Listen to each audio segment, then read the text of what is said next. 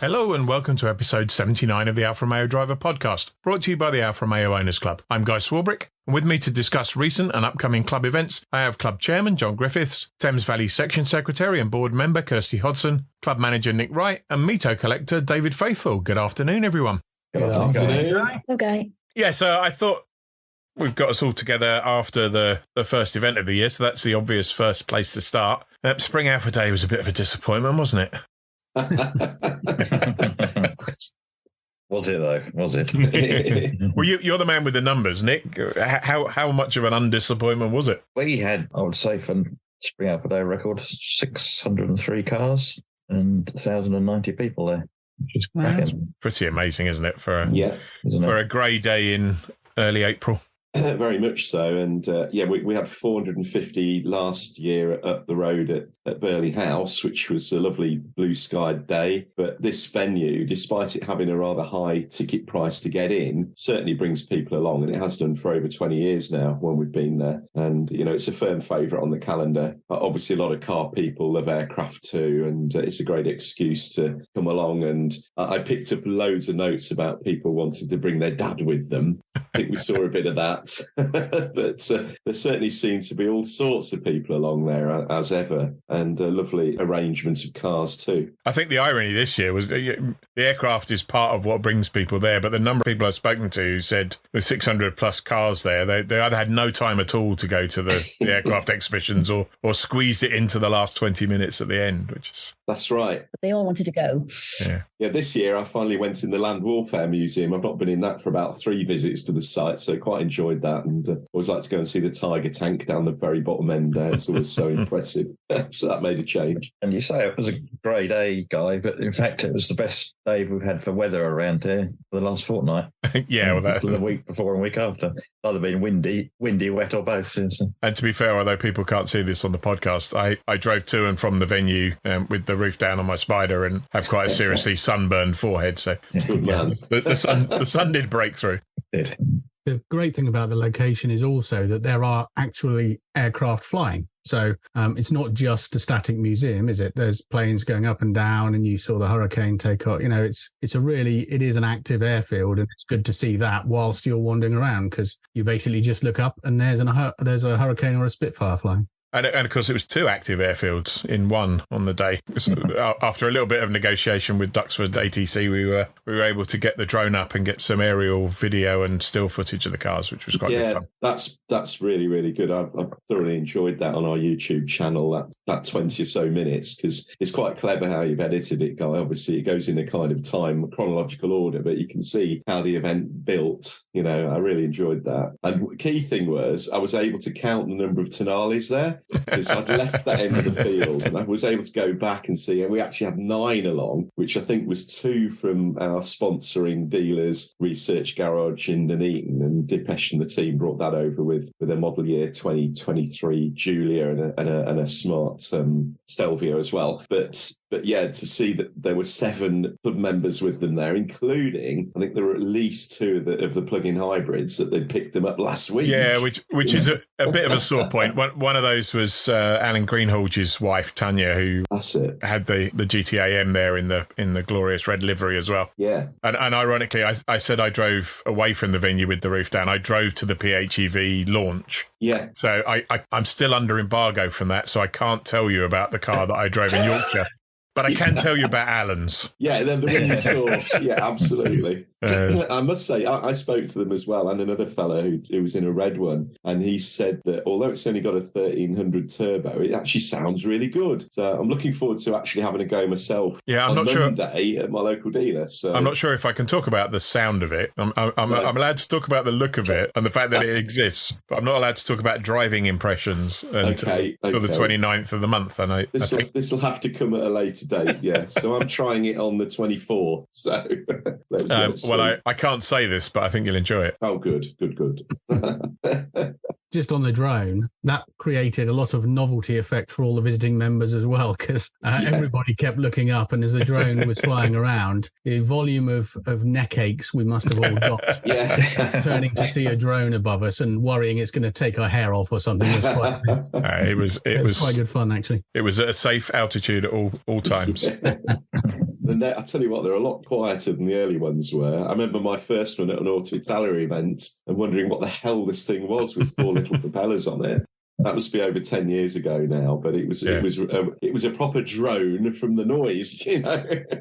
Yeah, whereas this one's like a sort of distant Hornet or something. It's not particularly loud. And our first, well, not our first, because we had them in National Alfa Day, I guess. But nice to see 3 club marquees, one of which was dedicated to Alfa Female. Yes, it was lovely to have a stand right in the middle, in the central place. At NAD last year, we were kind of slightly out of the way, but on Spring Alfa Day, Ali Taylor was one of the Alfa Female team and myself. We had loads of people turn up and come and talk to us. Really enthusiastic people. We managed to give away every single one of our teddy bears. Yeah. And lots of leaflets and car stickers. And we've got quite a few new members on the Facebook page out of that. And we've also got another volunteer signed up. And we've got an event coming up in a couple of weeks' time for that. So actually, everyone really loved the fact that we were there and we were central and they could come and ask questions about the club and that section of the club as well. So really good day for us. We'll talk a little bit more about Ragazzi later on. We also formally introduced our youth section on the day, and there was a bit of crossover. I saw one Alfa Female hoodie on somebody who looked as though it's going to be several years before she's able to drive a car. Yes, there was. And there were an awful lot of teddy bears on dashboards as well, scattered around the site, I noticed. And people came up to us saying, "Oh, where did you get that? Can I have one of those?" Because it was a fashionable trend. Yeah, absolutely. Yeah, and certainly on the main kind of signing up point for members, which was adjacent to you, I was there witnessing signing up two ladies who came straight over to you, which was good fun. Good day. One of the things I found quite interesting was the mix of cars this time, because as always, there's a big turnout of 916s. The Spider and GTV owners are always there in force, and quite a lot of GTs and 159s and Breras and Spiders. But the thing that struck me was just the sheer volume of Giulias. Yeah. Just far more than I've seen at any previous event. I missed NAD last year, but it was almost the biggest individual model there was the current Giulia. You're right. I mean, the car's been out for over 7 years now, of course. So I walked along that line and there was a lovely selection of them. And you could tell that some were the early, some obviously the very, very latest. We just had that one dark grey new model year 23 with the new ziggy-zaggy Tonale style headlights. But I think Alfa's done a really good job on that because it's got the original body panels, but it does have that little degree of freshness with the new style grills and lights. It just freshens it up a bit without suddenly making the original shape look out of date. Yeah. So it's a good balance, I think. A bit in the same way that the 156 went through a couple of minor facelifts, really. A fairly major facelift at the end, but yes, not on that quite that scale. There were a lot of Giuliettas as well. We filled our row completely. Yeah. Very, very popular model. Yeah, the row behind that was good and large as well. And of course, the Mitos were at the back there, David, but a decent number of those. As well, there was a Fiat sneaked in. Fiat 500 sneaked in as well. Yeah, I noticed that. We let them in. That's fair enough. The Mitos were on a good display. Actually, it was very. We were at Duxford 4 or 5 years ago, wasn't we? And it sort of felt volumes had changed round a bit. As Guy said, we had an awful lot of what we tend to call modern classics, and not so many Giulias, Giuliettas, and Mitos. I mean, there were a good turnout. I seem to remember 30 or so Mitos at that one. But the volumes on the moderns field was quite astonishing. The Giuliettas, Giulias, and the Mitos, they really came out in force. It was really cool to see that. Yeah, I like the. I mean, a lot of the credit's got to go down to Phil Gotts, who was the core coordinator from East Anglia of all the 20 plus helpers. He was supported by Ken and Sue Carrington, who got a number in from Essex, and Stuart Taylor and Jeremy Kitson, who got a couple along from Hearts and South Beds too. But they all did a super job on the day of lining the cars up. And although we did the 3 basic divisions of modern classics, and moderns, within those areas, they've done a really nice arrangement, I thought. So you've got the 105 series. I was going to say, there was a sneaky 105 corner, wasn't there? There was, yeah, which Stuart Taylor was no doubt our registrar behind. But it was all very tidily arranged, but at the same time, you could walk along a row and there was a degree of randomness. certainly facing that long line of Giulias where you've got the mixture of classics. So, you've got your Alfettas mixed up with loads of 33s, the odd 75 and so on. In fact, the only missing model that I noticed was there wasn't 1164 there. Yet we've got virtually everything else. Yeah. I'm going to go back and look at the drone footage to check. There wasn't one, I don't think. Probably the only one. There were a couple of 166s and a few of the other of the what do we call them now? The breeds that are dying out. But it was just a really nice kind of layout within a layout, if you're with me. They did a great job on that. So the one drawback of having the drone is that you can see when the lines aren't straight now, can't we? And the drawback of the lines not being straight when you're flying the drone is you've got to constantly try and adjust it so it looks as though it's going straight down the line when the line's not going straight, which was a challenge.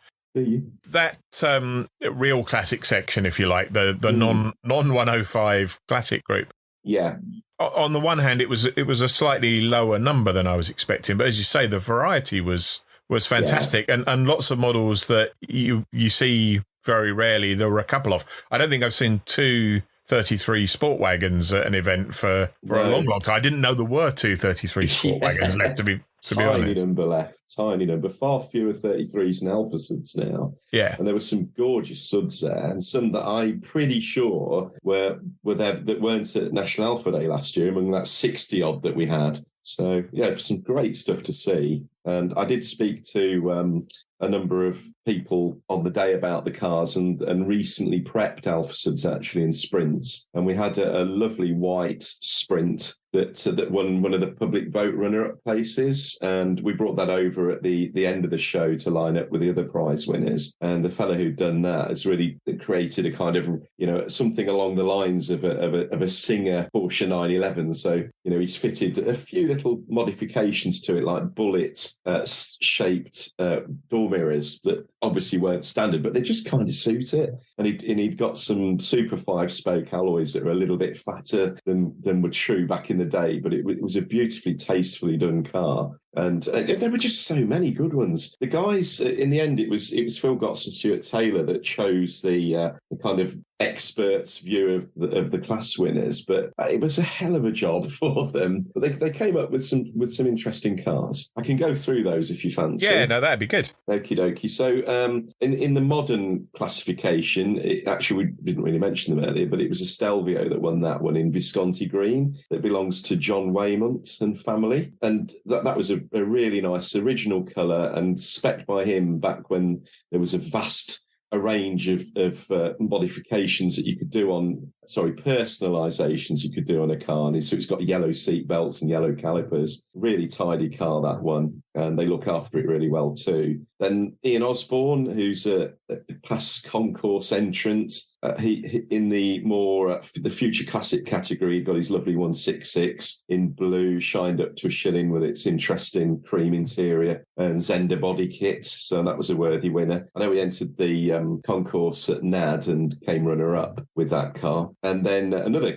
past show and shine winner, actually, the 33 Permanent 4 won the classic category against all kinds of opposition. And that was Andy Kemp. And that car is just utterly spotless. We had it on the club's Classic Mode show stand at the NEC in November, but it always makes me laugh when I speak to him because he bought that as a daily driver. He was just going to prep it a little bit, but he's just got more and more into it, and it's ended up being repainted top, bottom, and underneath. Beautiful car. And then, of course, we have the John Dooley Award then, in honour of our racing driver, former chairman. That's where somebody chooses the car that we know John would have been particularly liked, i.e. a fast road or perhaps track day spec classic. And that was the Alfetta Saloon belonging to Richard Leggett that's been very tastefully done. I'm sure you could pretty readily put roundels on the doors and enter it into a race, but it's even got the full roll cage in it.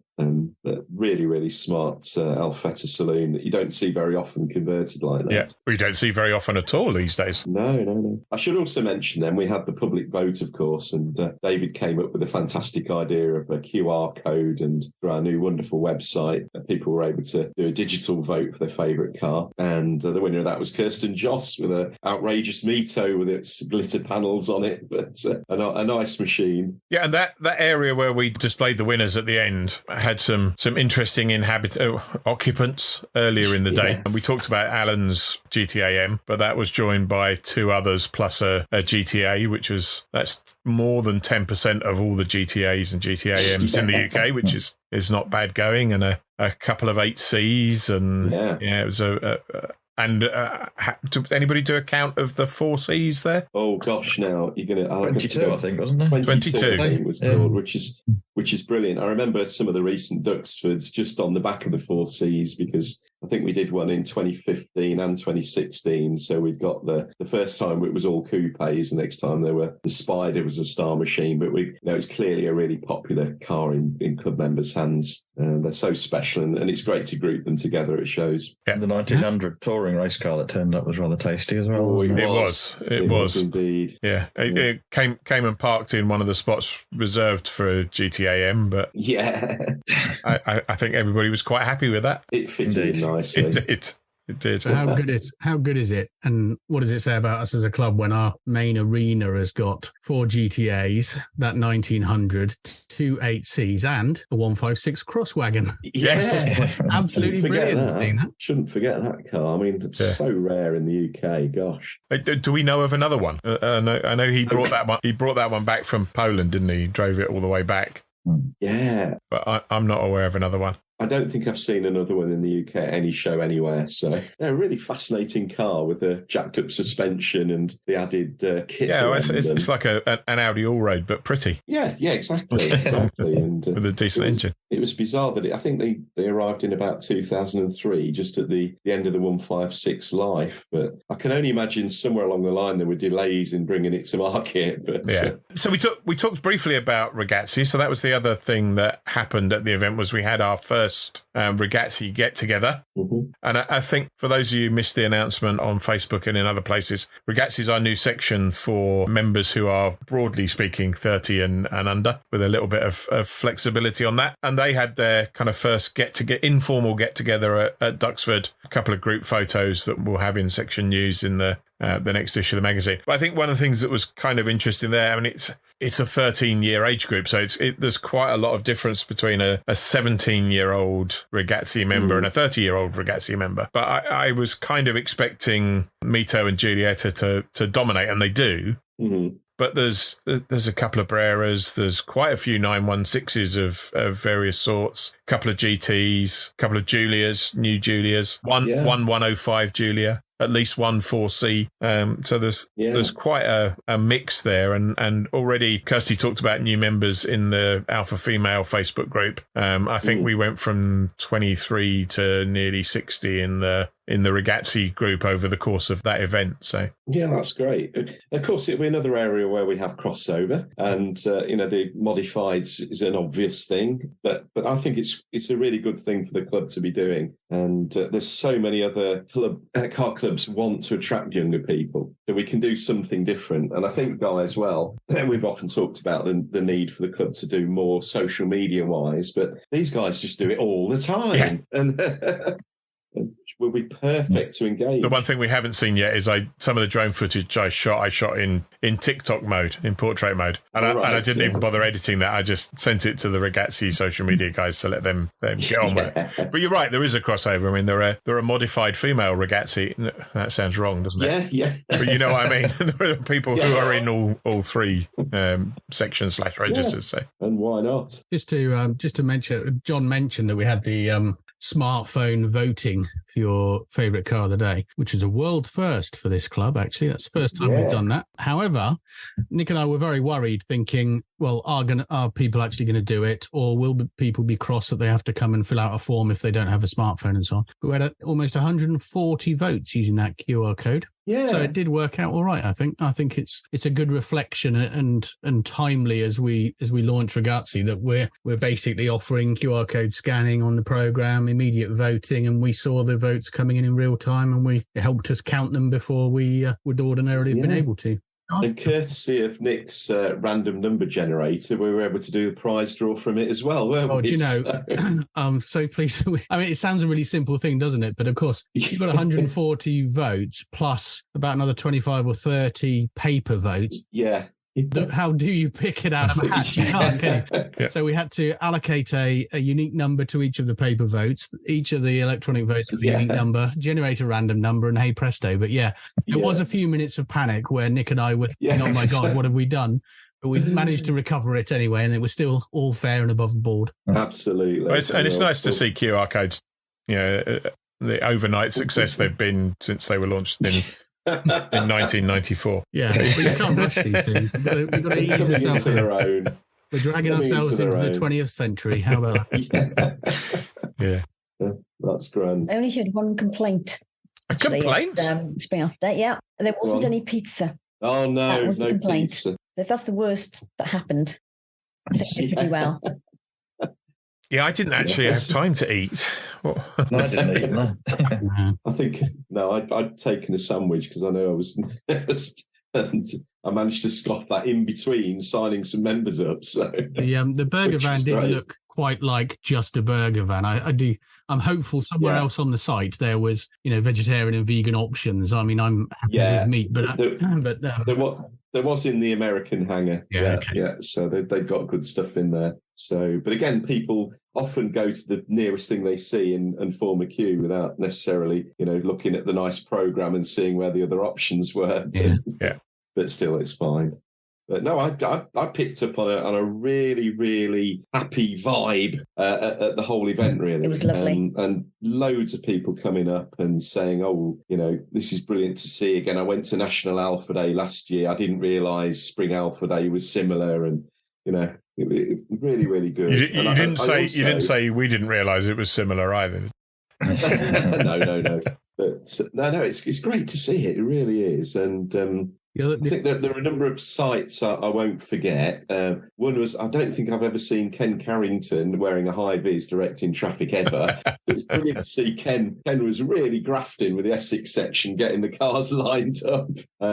But having so many volunteers was fab. That's something I normally have to get involved with for the big events. But Phil got a great response from all of the local sections. Well, it was a really nice layout to be a volunteer at, I think, because often all the volunteers are spread far and wide and don't get to talk to each other. But I think they were able to kind of hang around at that junction in the middle and then go off and do their assigned section as new cars arrived.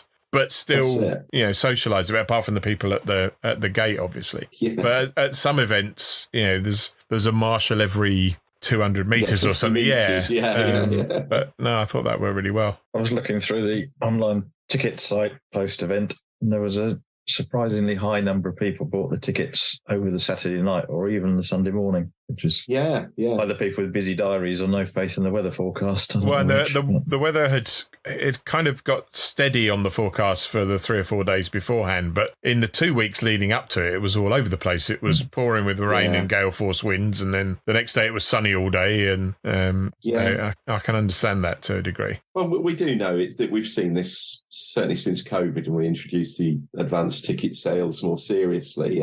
People always leave it to the last minute, no matter what. So. Well, no, we managed to, because the hard standing area was just outside of the range for the drone for my permitted airspace.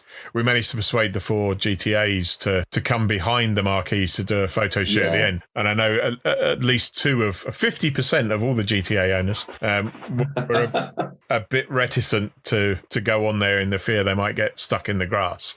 Oh, right, which, when you think about, we had an okay week after about 4 weeks of rain, but the grass was actually, it was good and long from the rain that it had, but it was pretty solid.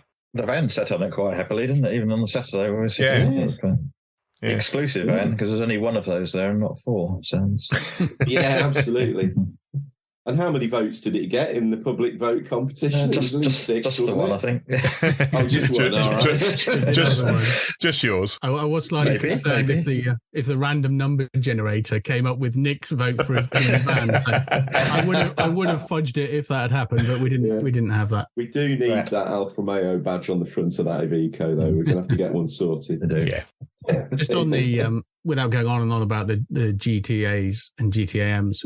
We should put a big thank you out to Alan Greenhouse, because I think it was down to him politely but consistently hassling the owners. I know that there's a secret GTA and GTAM WhatsApp group amongst the owners, and I think Alan did a terrific job rallying support, getting them there, and so on. So big shout out to him. And I was stood talking to him when his was the only one there, and he was really quite nervous about the promise he'd made to Nick, and the fact that it was looking as though they wouldn't come there. And I've spoken to them all. They say they're coming, and then one by one they turned up. But having seen them all, I know I definitely need 3. I do want a GTA version as well as a GTAM. I need a red one, a green one, and one in the full racing battle dress. So I think I'll settle on 3. We had one. There's one variation we didn't have there, which we do have in the club. So Mike Hilton, who one of our virtual racers and indeed an ARCA racer in his 4C, he has a GTA, but with the full GTAM body kit on it. Oh yes, which you've got the rear seats. Yeah, it's quite an interesting choice because it very much looks the part, but still has a usable rear cabin. Yeah, hopefully the rear doors do open. They do. Then. Yeah, they do. So, yeah. Oh, yes, it's not a Mito. No. Very, very sadly, I'm sure they're disappointed. Actually, saying about one of the early arrivals, one of the Mito owners, I said hello because they'll remain nameless, but they're a really nice member, and they said they wasn't sure whether to come or not because they thought the ticket price was a bit expensive. And I said, well, look, have you been to Duxford before? And he said, no. I said, right, well, go all around Duxford and see if you think it's good. But anyway, at the end of the day, he came up and said, my God, the ticket value was brilliant value here. I had no idea this place was so enormous and big. So I think we always have that, don't we, where some will think, ticket pricing is A, governed by us when in some places like Duxford it isn't, and B, seems expensive. But you see the value you get from some of these places is terrific for members, I think. Absolutely. And we always try and have a balance during the year. If you look at some of the other events we do where it can be as little as £10 a car. Yeah. Where perhaps the entry to the stately home is on top of that, but we always try and make it as good a value as we can. And people should know that in this instance, for a club member, we were only making about £2 per person, and that's just that's all it is. And it's the club's doing it as effectively at cost, so that helps to cover expenses and production of trophies and so on and so on. Although we do have a sponsor in the shape of Research Garage there at the weekend to help on that front too. And talking of expenses then, without putting you on the spot, Nick, this was the first big event with the shop in the new van. Presumably the new van obviously got you there. Was it good to have the new van? It was, especially after a long day like that, to get into something comfortable and drive home was a pleasant change. I didn't need the air conditioning particularly, but that's disappointing. You should have had it on anyway and frozen yourself just so we got value. And I understand you used the van to kind of automatically unload all of the boxes for the shop on Saturday afternoon. We'll gloss over that one, Guy. That's fine. You're going to have to explain what you're talking about because the listeners are going to think, what the hell is he on about? I'm just going to cut it out because it would be embarrassing to tell everybody that Nick drove around with the boxes unsecured in the back and they all flew around. Yeah, it was. I really wish I'd taken a photo. When we opened the door, I should have taken a photo because it was like from a sitcom or something. It was quite funny. I bought cargo net. What you'll be pleased to hear. So we'll be all right moving forwards. So that'll go over the top after you put everything in it and wrap it together. Yeah, put it over the van. Put it on a pallet, and then you can just slide the whole lot out of the back doors when you arrive. Yeah. Or just open the back doors and drive past them. Yeah. Oh, great idea. So we've got a few more good events coming up as well, haven't we, on the immediate horizon? I know we've got a couple from Auto Italia that we always like to go and support, obviously, as our members do. Great day. It's always really good there. It looks like they'll have a 1930s 6C there this year. Oh, excellent stuff. Yeah, so that's at Brooklands and using the Mercedes-Benz test track. Yeah, the one I'm looking forward to is a bit more local to me in the Midlands on 4th of June. It's the Viva Italia event at Stywell Aerodrome, which is a lovely venue. AROC will be there in force, obviously, but this has got an active runway and they'll be closing it for periods to do runway runs, apparently, from different clubs and different car owners. So that'll be nice to see as well as all the good static stuff. It's great to have a bit of movement, and obviously we're looking forward to that with National Alfa Day at Bicester on 20th of August. And of course, everything we do works perfectly first time. Always. And we had a couple of ads in the current magazine and indeed on the programme for Duxford for some forthcoming events, particularly Cotswold Alfa Day and Southwest Alfa Day. Given that people have those adverts in front of them potentially at the moment. Nick, there's been a couple of updates, hasn't there? There has. We've had to postpone them basically due to circumstances beyond our control. Southwest Alfa Day, I can say everyone with a diary and a pencil should get those together, will be on the 16th of September. The venue to be advised but very shortly. In the Southwest, presumably. In the Southwest, yes. But, there are several venues down there. So. Yeah, I understand it's quite a large area. But just... Cotswolds Day, again, we've had to postpone that. But we've got a Zoom meeting 27th of April next week for all the Cotswolds members. So if any of those are listening to this and want to join in on that, please do just drop me an email. We can get you the link through again, or they should have it. But yeah, that's to discuss the Cotswold section basically. So. And I guess one of the good things about having moved to all tickets in advance is we don't have to warn people not to turn up at the venues that are advertised in the magazine, because they won't have been able to buy a ticket in advance. But they won't have one anyway. Yeah, that's but true. you can clear those dates in your diaries for now. Yeah. So around about a week after, I think, Southwest Alfa Day would have been, we had Scottish Italian Car Day, which is still going ahead. The usual fantastic venue of Hopetoun House and I can see on video, you can't see this, John is looking up the date in the magazine. It's on 28th of May. I knew that. I shall be there with the van. Yeah, that is a fantastic event. It's quite interesting. It means we'll have a run of 3 events that we're attending that are all multi-mark Italian events, which I think is a very, very different feel to one of our own events, but all good stuff. It's nice to see some of the other marks there. Indeed. And don't forget, I'm sure everyone was keen to mention, but I'll get in there first, is Mito 15th anniversary on the 19th of June at Kerborough. You've taken the next thing off my list. That would be popular. And just while we're on Kerborough, we have also booked a track day for any members who wish to travel down to Kerborough. That's Wednesday, the 9th of August. So we'll be publishing that probably around about the time this podcast goes live. Yeah. So that's for any members in any Alfa Romeo, Wednesday, the 9th of August. Cheap day out, brilliant fun round Kerborough, guaranteed good weather, but it works absolutely fine if it's chucking it down as well. It just adds to the excitement. And look, keep an eye out, because we are also looking at larger, therefore more expensive track day events just for members. Richard Murtha's looking at partnering with Javelin. So it'll be at the much larger tracks. Mm-hmm. As a result, the price will be a bit more expensive. So for those who want to take it a bit more seriously than perhaps a day at Kerborough, we do have things in the pipeline. So keep an eye out for those. Well, I think that's probably all we have time for this week. Thank you very much. Thanks. Thank you, Guy. Thanks, Thank you, Saul. Superb. We'll be back in 2 weeks' time on Sunday, the 7th of May, when we'll be handing over the podcast to the Aroc Ragazzi. Episode 80 will be available to download from 1:30 p.m. from Google Podcasts, YouTube, Apple Podcasts, the club's website, and everywhere else good podcasts are found. Until then, stay safe.